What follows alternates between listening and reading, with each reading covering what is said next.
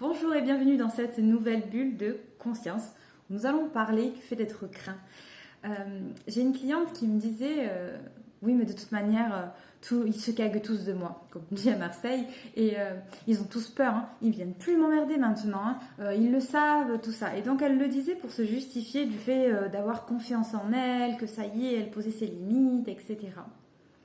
Mais en fait, je lui ai posé la question et je vous la pose à vous aussi. Est-ce que c'est ça que vous voulez? Est-ce que vous voulez que les autres vous craignent? Est-ce que vous voulez finalement vous séparer, vous couper des autres plutôt que d'interagir, de communiquer et même poser vos limites dans l'amour? Est-ce que c'est pas plutôt ça que nous souhaitons tous? Pour moi, être craint et être respecté, ce sont deux choses différentes. L'une part de la peur, l'autre de l'amour. On le fait par amour pour soi.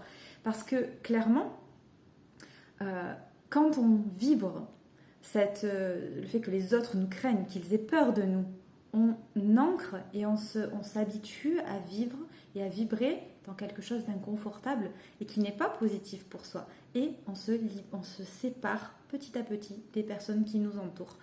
Et est-ce que c'est ça que l'on veut? Je ne pense pas.